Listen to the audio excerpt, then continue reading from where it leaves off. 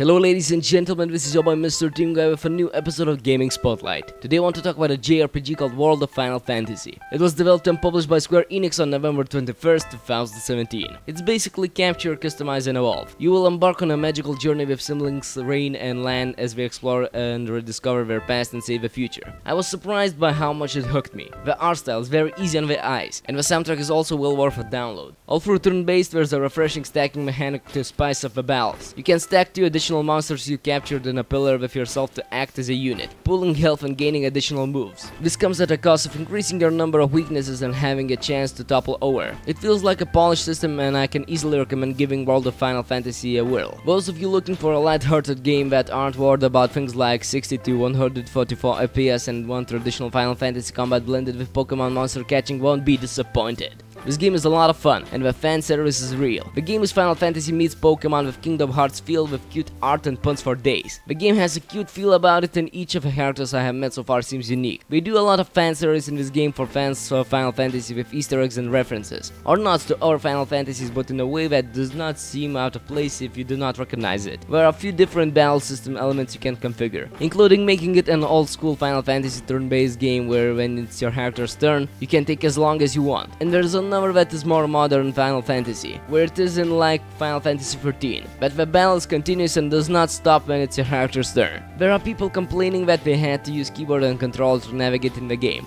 but I have only used the controller and I have no issue whatsoever with navigation. This is a combination of Kingdom Hearts for visuals and feel, Pokemon as a game essence, RPG based capturing and evolving, with all the characters and creatures being of previous Final Fantasy games, all tied up with an immersive world story and characters, with crisp graphics and well acted voice over work. The gameplay does come across a little intensive and confusing at first, especially if you've seen it out of context or haven't been tutored. It looks complicated yet isn't, but has enough simple explanations of opening tutorials as well as depth, especially later in the game, to allow for you to challenge yourself on hard difficulties or with side bosses. There's a variety of places from Final Fantasy old and new, as well as characters, but it's not so robust that it visits all areas and uses characters from all games, meaning there could be a sequel or at least enough material for fresh new places if there was to be one, and that the characters and places are alternative versions of those you know from their respective games, all existing in a world that World of Final Fantasy is set in. Its new original characters, concept and use of an entire franchise spanning almost 3 decades is worth your time and money.